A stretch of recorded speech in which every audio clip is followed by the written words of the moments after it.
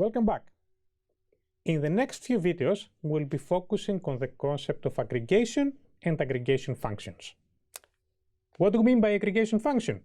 So far, all the SQL queries that we examined return back individual rows from one or more tables.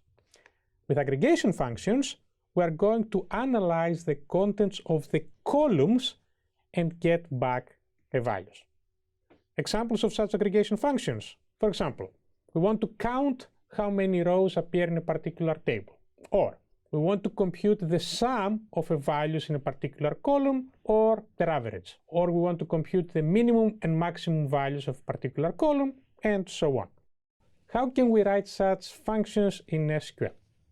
Say that we have a table with attributes attribute 1, attribute 2, and so on.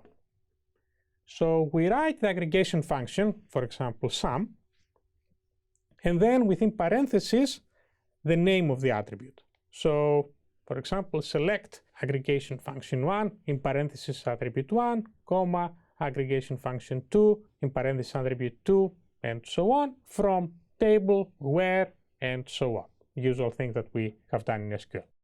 To be more concrete, let me discuss briefly the most common aggregation functions that we see in SQL. So, by far the most common and most common introductory one is the count parenthesis star operator. The count star operator computes the number of rows that we get back in the query. So for example, select count parenthesis star from table will return back the number of rows in the table. Select count star from table where condition will return the number of rows in the table that match the condition in the where clause. In other words, this is the number of rows in the outcome of the query. We have two other variations of count. We have the count in parentheses attribute function, which is very similar to count star, but when we specify an attribute within the count function, instead of writing star, we count how many rows have non-null values in that particular attribute. In other words, count attribute return how many rows in the results have some value in this particular column. We also have the count distinct attribute that returns back how many distinct non-null values we have for this attribute.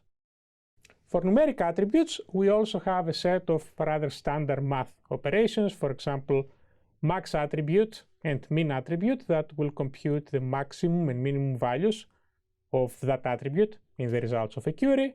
We also have the sum attribute, average attribute, stdev attributes that compute the sum, average, and standard deviation values for that numeric attribute across the rows that are returned back from the query.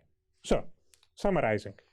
Aggregation functions process columns of values and return back a single numeric result.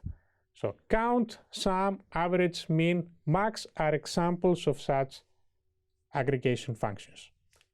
Aggregation functions have parentheses after them with no preceding space. Be careful, that's a very common beginner mistake.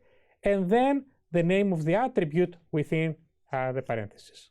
Next, we'll get more concrete and see some of these aggregation functions in practice applied to our databases. So, until then, play around and practice.